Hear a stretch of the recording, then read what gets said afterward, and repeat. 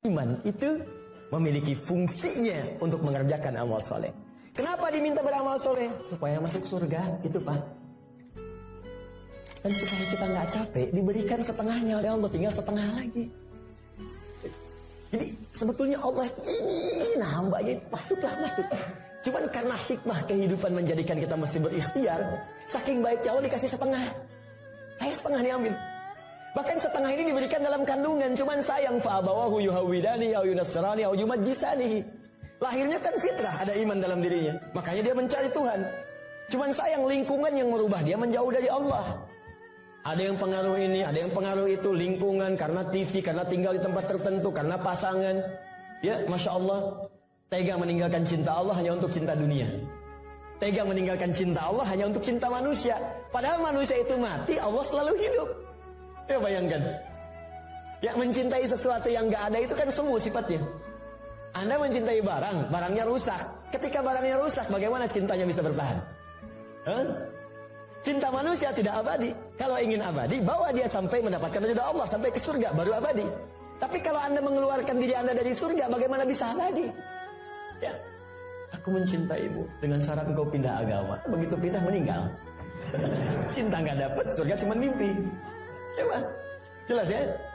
Ketika Allah meminta kita beriman, sesungguhnya dengan iman itu Allah ingin memberikan garansi kepada kita bahwa Anda hamba yang terlindungi, dengan izin Allah bisa mendapatkan surga.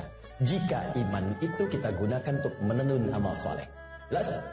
Kalau amal saja tidak ada iman maka tidak menjadi soleh. Maka orang yang belum beriman beramal baik, amalnya tidak disebut amal soleh. Amal saja. Amal khair.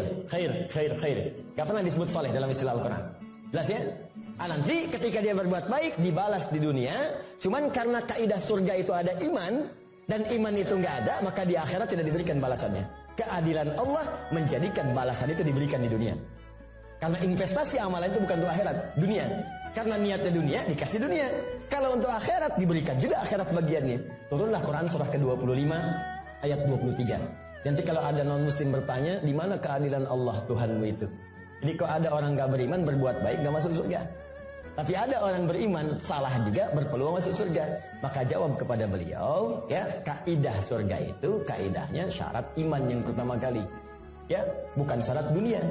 Maka ingin masuk surga ada persyaratan. Anda masuk kampus ada persyaratan. Masuk surga pun ada persyaratan.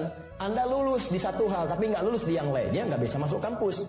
Anda lulus satu hal nggak lulus yang lainnya, ya sulit masuk surga. Karena syarat surga beda dengan kampus. Syarat surga yang pertama itu adalah iman. Tapi saking adilnya Allah, kebaikan dia di dunia dibalas oleh Allah dengan cepat saat dia hidup di dunia. Maka turun ayat, wa qadimna ila ma'amilu min amalin faja'alnahu haba'an manthura. Jika ada orang belum beriman berbuat baik, kata Allah, saya akan cepat balas kebaikannya saat di dunia. Cuman karena amalan itu bukan amalan surga, maka saat ke akhirat nanti itu hanya akan jadi debu yang berterbangan yang hanya dia tatap saja. Jelas sampai sini? Dan ini ayat turun karena pertanyaan Sayyidah Aisyah radhiyallahu taala anha kepada Nabi, "Ya Rasulullah, si fulan orang baik, suka berbagi, cuman nggak beriman sampai saat ini. Bagaimana statusnya?" Turunlah kemudian ayat ini. Jelas? Jadi kalau ada yang bertanya lagi sekarang, katakan Anda terlambat Pak. 15 abad yang lalu sudah ada pertanyaan Sayyidah Aisyah tentang itu. Turun ayat begini, sampaikan dengan sebaik-baiknya dengan cara yang paling lembut. Jelas? Satu, kenapa kita beriman? Karena ada kasih Allah pada orang beriman untuk menempatkan di tempat terbaik saat dia pulang kepada Allah Subhanahu wa taala.